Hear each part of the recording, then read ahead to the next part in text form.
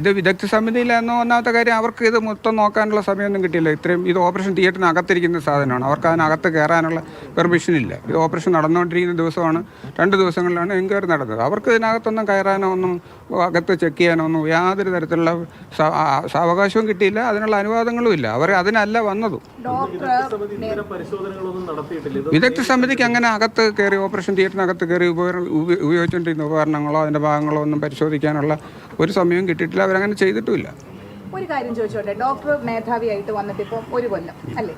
അപ്പോൾ അതിന് മുമ്പ് ഈ ഡിപ്പാർട്ട്മെന്റിൽ ഇതുമായി ബന്ധപ്പെട്ട് എന്തെങ്കിലും ഉപകരണ ഭാഗം കാണാതെ പോയതോ അങ്ങനെ എന്തെങ്കിലും സംഭവങ്ങളുണ്ടോ ഡോക്ടർ? അല്ല, അതാണ് ഞാൻ നേരത്തെ പറഞ്ഞത്. അങ്ങനെ ഒരു ആരോപണം ഒരിക്കൽ ഉണ്ടായിരുന്നു. അത് ഞങ്ങളുടെ ഡിപ്പാർട്ട്മെന്റിൽ തന്നെയുള്ളൊരു ഹെഡ് ഓഫ് ഡിപ്പാർട്ട്മെന്റ് ഒരു ജൂനിയർ ഡോക്ടർക്കെതിരെ എഴുതി കൊടുത്ത പരാതിയാണത്.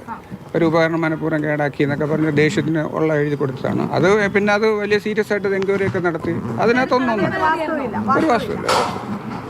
അതായത് ഇപ്പോൾ ഈ പിന്നെ എങ്ങനെയാണ് ഈ അത്രയും വർഷങ്ങൾക്ക് ശേഷം വിദഗ്ധ സമിതി റിപ്പോർട്ടിൽ അങ്ങനെ ഒരു സംഭവം ഉണ്ട്, അതായത് ഉപകരണം ഇല്ല എന്ന്? വിദഗ്ധ സമിതിയിലെ റിപ്പോർട്ടില്ലാത്ത അങ്ങനെ ഇല്ല. വിദഗ്ധ സമിതിയുടെ റിപ്പോർട്ട് ഞാൻ കണ്ടില്ല. അത് വിദഗ്ധ സമിതിയുടെ റിപ്പോർട്ട് ആർക്കും കാണിച്ചിട്ടില്ല.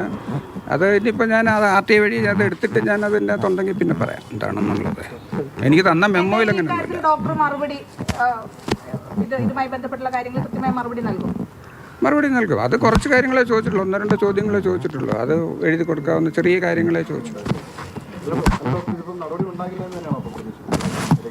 നടപടി ഉണ്ടാകില്ല എന്ന് തന്നെയാണ് പ്രതീക്ഷ. കാരണം അതിനകത്ത് വേറെ തെറ്റുകളൊന്നും ചെയ്തില്ല. ചട്ടവിരുദ്ധത എന്ന് മാത്രമേ ഉള്ളൂ. ഞാൻ ഈ മാധ്യമങ്ങളെ കാണുന്നത് ഇങ്ങനെ കാര്യങ്ങൾ പറയുന്നതും ഒരു സർക്കാർ ഉദ്യോഗസ്ഥനെ സംബന്ധിച്ച് ചട്ടവിരുദ്ധതയാണ്. അതിന് ചെറിയ നടപടികൾ ഉണ്ടാവാൻ സാധ്യതയുണ്ട്. അത് വലിയ